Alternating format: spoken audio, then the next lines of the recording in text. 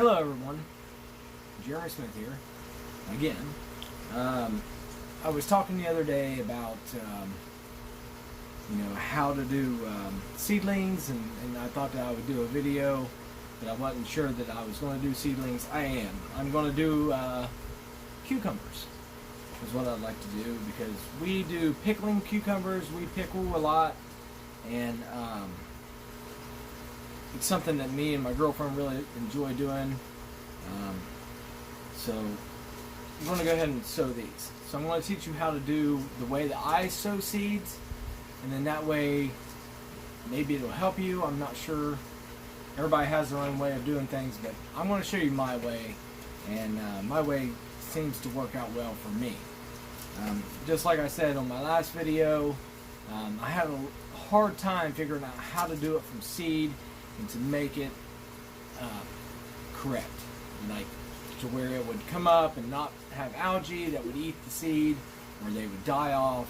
So I'm going to go ahead and show you this. So the first thing that I do is I use seed starting mixture. So it's literally, you only use it for when you're starting seeds, and that's it. As soon as they sprout up, then you transplant, as in my last video I showed you. But the first thing that I do with mine is I take it and I put it in a 5-gallon bucket.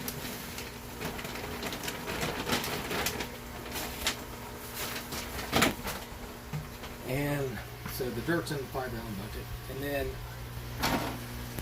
anybody that's like looked at my YouTube videos or whatever, they know that I do aquaponics, so I use fish. But you could use regular water. I just don't like chlorinated water myself.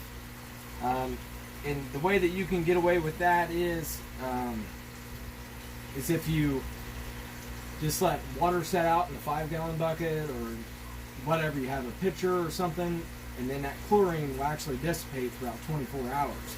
And then you don't have to have, like, the chlorine will come out. So chlorine is a good thing for cleaning pipes and all that stuff, but it's still a man-made substance that's not, good for us, from what I'm told. So my fish, baby, you look at my fish. I always clean out all their water, and so if they have chlorine, they will die. So there's no chlorine here. I have a swirl filter over here, and I have a tap down here that I can pull the water out of, and actually it'll actually give me a little bit of fish poo in there too, which is actually a good thing because it's a fertilizer, and it's an organic fertilizer. So I'll just add a little bit of water into that. There'll be a little bit of fish poo that goes in there, but extra fertilizer, and it's organic. So then I'll bring it over here. If you don't mind, baby, you just mix this in. You mix it in. And as you're mixing it, you gotta thoroughly do it.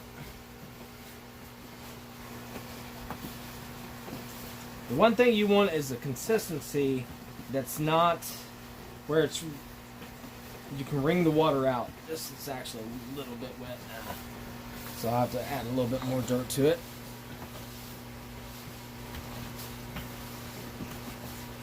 So, I'll show you. See, when I wet the water that comes out, it's too wet. Way too wet. So, just ran out of the soil that I had. And now, give me just a second. I'm going to get my knife out.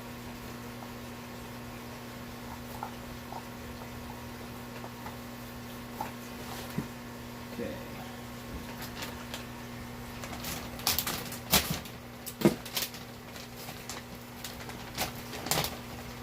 But this as well is a seed starting mix, and it's as well organic.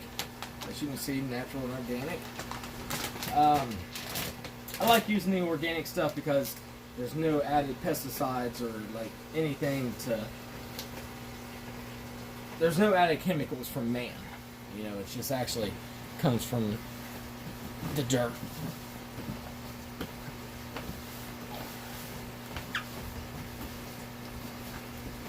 Let me continue doing this. I'm sorry it's taking me so long.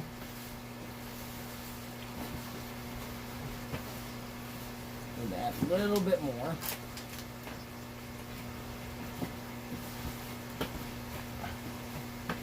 And as you're mixing it, you can actually feel it toughen up. And then the main thing is you don't want it to be able to wring out. If you do, what I have found out when I first started, it will create algae. Like it, you know, when it's super wet. So, really quick, let's stop for a minute. This is the tray that I use. There are trays that have holes in the bottom of them. And then you put the tray on top of the tray, and they will leach out to the bottom tray, and it's bottom water system. I've done it, I've tried it, but I don't know, for some odd reason it didn't work for me. And then I started watching a YouTube video, I forget the guy's name, but he did it this way, and I thought, you know, I was trying to do what made the most sense. And so I was trying to like do the bottom watering and all this, but it seemed like I always had water on top and I had algae. And I had algae involved into it. And so I was losing a lot of my seedlings because of that. And because when algae becomes a part of it, what it does, it sucks the nutrients and stuff out, and it actually corrupts the plant growth, and then you get like either really weak seedlings or you get dead ones, and it's just not that great of a thing. Okay, so now since I was sharing that, I got this pretty much the way I want it. It's not, see, like I'm squeezing pretty hard, not real hard. If I squeeze real hard, you can see a little bit, but you know, we're not like gripping the tombstone. What we're doing is just you squeeze it. There's nothing coming out. It feels wet, and that's what we're looking for. So at this point in time, we'll take our tray, which is I think they just call these flats. You can buy them at Lowe's, Home Depot. If you're researching a lot, and you're doing a lot of YouTubes, they'll show you some people that make them thicker or whatever. I have no problems with these. They're pretty thick. I've had a couple of them like rip on the sides, and when they do rip on the sides, they will continue to rip, but these are pretty cheap. The more expensive ones, like they become kind of expensive. I can get these at Lowe's and Home Depot and you know, any store that sells seeds or, you know, has a garden center. I'd say even Walmart probably has them, but you can get them for like $2 or $3, and the other ones are like $25. So to me, I can buy a lot more of these. But anyhow, now I'll spread my soil in here. And we're only going to do probably about a half, because the only thing I'm doing is I'm only doing cucumbers, so I only got one pack of it. So I don't foresee us needing to do a whole. But you can't. Well, you know what? Right now I don't want to do a whole. I need to have some cover up soil. You know, I am going to just go ahead and do a hole to show everybody, because a lot of times I'll put the dry on top, and then I will moisten that with a spray bottle.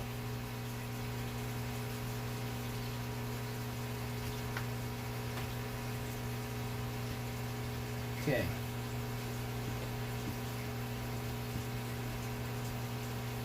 So there's my flat.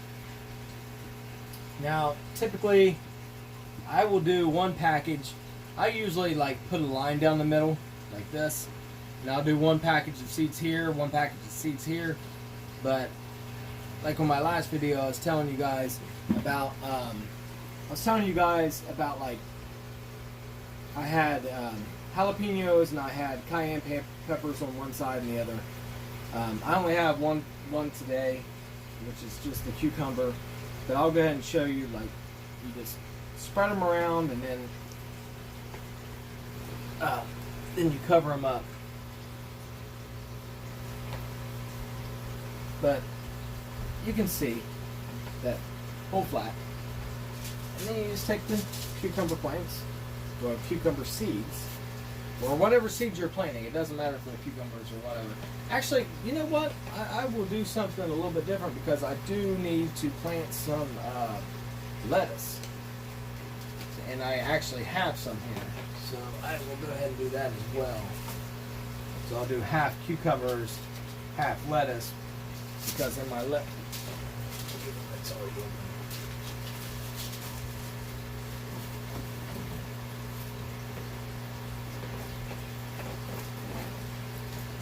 So I'll do half of this, and I always put like a line down through here. And the reason I do that is because I know that the one half is whatever I'm growing, the other half is the other thing I'm growing. Okay.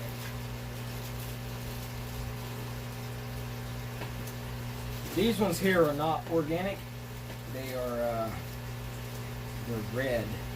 So you have some kind of fertilizer on them. But it's when I first started, and I didn't understand a lot about organics. But yeah, you just spread them around. You can see them going in there.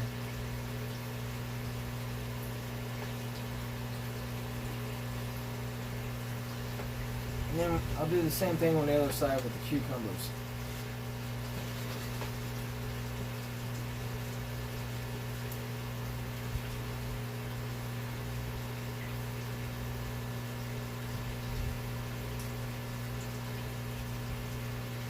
I have such a big area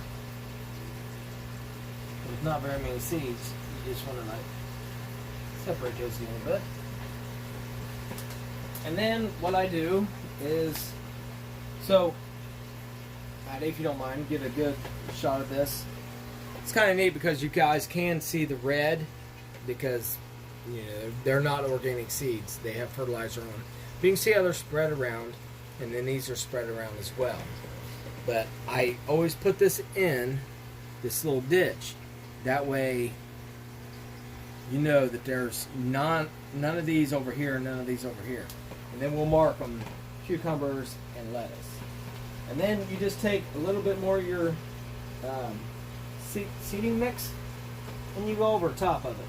So most of them want like a quarter to an eighth. But what I have found out, as long as they have darkness, and they have darkness and just warm, they'll come up. The farther you bury them, you know, the more they have to work to come up. So I usually try to do it about an eighth to a quarter is what I try to do. I don't want to see the seeds. If you see the seeds, they ain't going to germinate well. So an eighth to a quarter inch. And the thing about this seeding mix, it's not like tough. It isn't like potting soil or anything like that. They can find their way through it pretty quickly and pretty easily. The one thing I do say is look into your the information on the back. So it'll give you a lot of information. So they say that on the cucumbers, it says seedlings will emerge 7 to 14 days. So I always say, you know, what I always do is try to like mark that on the seedlings of the cucumbers, and or whatever it is, you know, 7 to 14 days. If it's not germinated by 14 days, it's not going to germinate. It's you failed, and it's all right to fail, because I ain't gonna lie to you, I failed a lot. And I had a hard time with heirlooms for some odd reason. I don't know why, but I also wasn't doing it this way. And I've not tried heirlooms since because I had tried to just grow what we use. And we use, like our tomatoes, we use Romas and what was the name, babe? San Marzia or something like that. It's an Italian-based tomato that you can make pasta sauce out of, or, you know, so we can a lot. So either we can make pasta sauce or just like, you know, tomato juice or tomato sauce, and you know, so we want to be able to use it. Like, I used to do a lot of beefsteaks. I used to do a lot of the big tomatoes in my gardens before I moved up here, and I always had like cracks and splits, and they just weren't as good. Like, I like the smaller tomatoes, which in all reality, a Roma tomato can actually get pretty big. It can get about this big, and it can get about that round, but they're oblong. The San Marias, or well, I don't know what the name of it. I think it was Marzano. Marzano, yes. So Maddie just said Marzano. They're supposed to be a lot thicker, but they're a meaty tomato on the inside. They don't have a lot of the seeds. They don't have a lot of juice. The beefsteaks and stuff like that, they're still very big, but they have like the seeds, the juice, a lot of the membrane, but they do get big. And, you know, I guess bigger's better. I don't know. But then after this, what I will do is, where's my spray bottle at? Because I definitely want to show you guys how I spray bottle it. And, oh, it's right here. So, I'm pretty like thorough about it, because I want the top of the soil to be wet enough to actually reach all the seeds. Like, if you're just like this, and you'll see people on YouTube just do this, and that's not enough. I mean, I don't know. I learned a lot off of YouTube, but I actually literally spray it to get that really, really moist, because no matter what, it's definitely going to soak in, but it's not going to soak in too much, because number one, we drained our soil, right? And we just moistened our lower soil, but these seeds really need water. They need water. But you don't want to drench them. You know, that's why a spray bottle is good, because if you use like a hose or whatever, it's just going to be too much. But using this spray bottle, the top of it really looks moist, and then that will settle down. And so let me go down to this side, but you can see how it's pretty moist. It's kind of like, looks like textured, and then this right here is just dry. So let's go ahead and go over here and do that.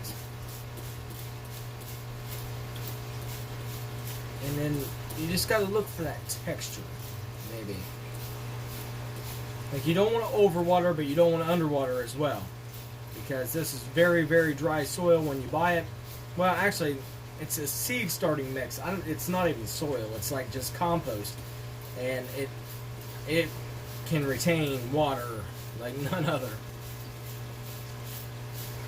I have used some soil and compost mix before from other brands, and sometimes it's hard to get it to even accept water. Like, it just repels it, and that's when I started getting my algae.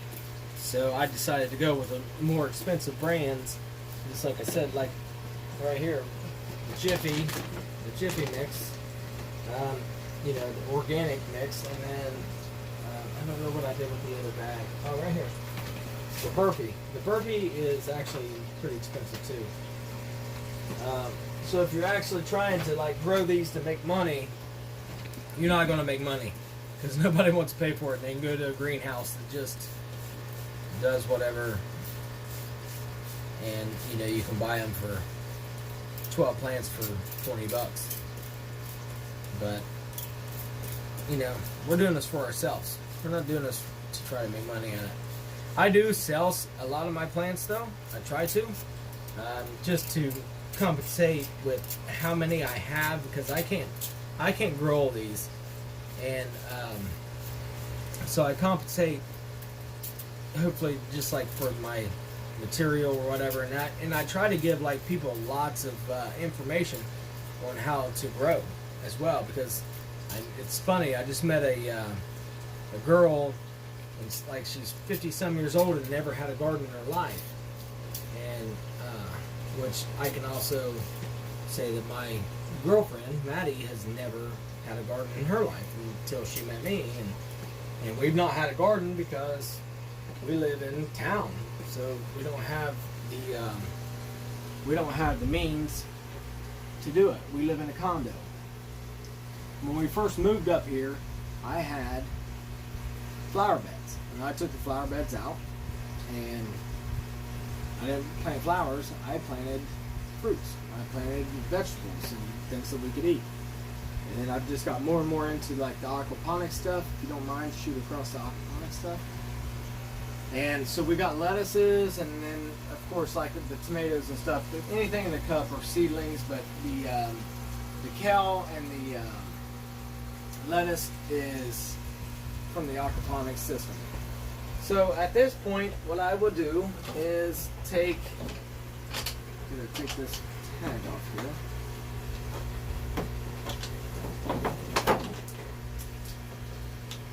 I would take and cover it up, and then what that does is give it a greenhouse effect. So as it warms up, basically it kind of just rains back down. Like the water will come up on the plastic and then rain back down. And then, but I do something that most people that I've seen don't do. Most people just set it up on the shelf where it can get light all the time. I would take these in here. So if you'll follow me, Maddie, I do have one other in here right now. I'm growing something for a friend of mine.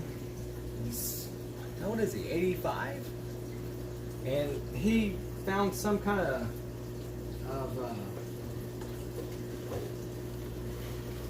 he said it was a tomato, but it's not a tomato. But it's like a root that's supposed to taste like oysters. And he's super into that. So I kind of do this the cheap way. I use my receiver most of the time it's on. You know, I'll go ahead and turn it back on. Oh no, it wasn't. Oh, yeah. I'll turn it on because that generates heat, and I don't have to have a heating pad to help these things germinate. So I just use it, and then I'll shut it off. But basically, I'll show you what happens. So I did this the other day, and if you look, see, it kind of makes a rain effect. So the water comes up. Can you see it very well? And so the water comes up, and it dews, and then it falls back onto it. But see, you can see the way that I was telling you, I still have this median in here because I have one thing planted here and one thing planted here. And he didn't want very many of them planted. He bought the seeds, and so I'm just germinating for him, and then I will transplant those as I did in my last video the same way, and then, you know, he'll be able to grow those. But I hope that you guys have learned something. I mean, I've been trying to learn, and if you guys have any comments at all, please share. Please share, because I can always better myself. Like, I like to better myself. But if I can help you, and then you do something, and you make something better, please share it with me. That way I can better what I'm doing. So I ask you to please like and subscribe. And then that way, you know, my knowledge can get out there and my experiences can get out there. So thank you very much. And you guys have a wonderful